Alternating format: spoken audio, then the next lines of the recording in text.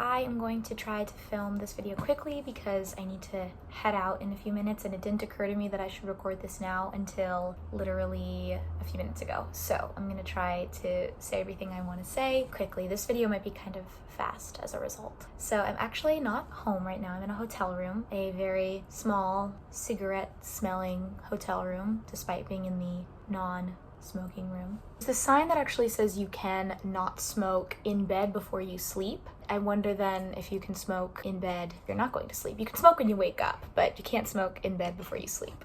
Don't roll around in your cigarette filth. Anyway, I'm in this hotel in Matsuyama, which is the kind of closest big city near where I live. I came here for an ALT orientation, just with other ALTs in the area. It's been awesome. It's been really nice to be back in a city. This is a pretty decently sized city. It's not huge, it's not Tokyo, but it feels kind of like LA, kind of like medium-sized buildings. It's almost like being in the valley in LA with some kind of like denser, taller building areas. Obviously, cities in Japan have a look that is distinct. You know, they don't look like cities in the US or cities in Europe. It's been really great to be here this week. I've gotten to meet a bunch of people and hopefully make some new friends. Definitely get a lot of perspective on my situation, getting to talk to other people from all over the world, from the UK, from the Caribbean, all over, who are in the same position as me and living in the same region as me. So it's been awesome. I've also gotten to explore the city quite a bit. Went up to the castle. It's quite a bit of a hike, but Matsuyama Castle is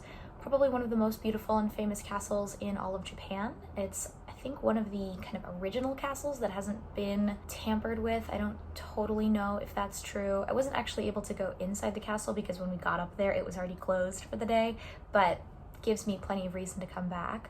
I also went to a haiku izakaya that I had heard about where you can write haiku. It's owned by this couple and it's awesome. I didn't get many videos of it, sadly, because I just was with a big group and just felt kind of awkward about filming all these videos, but it was very fun. I love izakayas and tiny cramped alleyway bars in Japan. It's like my favorite thing. Something about it just feels so intimate and so different, not like anything that you see really in America. I hope that that's something that always feels fun and special to me and not something that becomes ordinary, because as I spend more and more time here and I get more and more comfortable, I worry about losing the novelty, which will probably happen inevitably. But the exciting thing is that Japan, like any other country, is very different all over. So I'm hoping that my travels will just lead me to more and more exciting places. Plus, I still have that intuition about life in the US and kind of what my expectations still kind of aligns, I think, with that perception. Whereas here, I think I'll still be a bit more surprised by just the details. It's been great to be here, but being back in a city has made me feel grateful that I do get to have the experience that I'm having in the countryside. Anyway, I don't have all that much to add this week. It was mostly working and this trip.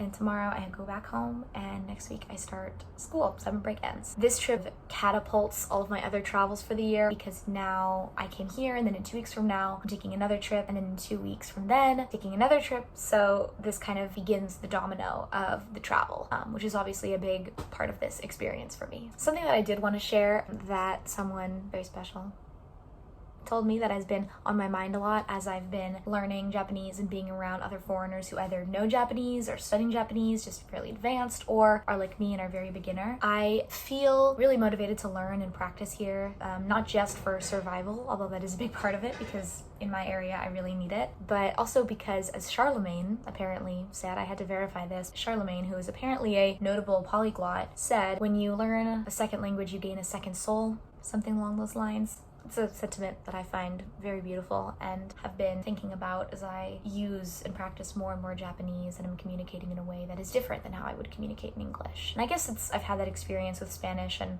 French and other languages that I feel pretty proficient in, but something about Japanese being so different in its writing system, its grammar, from any Romance or Germanic language makes me more aware of it, I guess. And also hearing other foreigners who are native English speakers speaking Japanese. Just a thought. Anyway, I must be off now, but I'll see you on the flip side.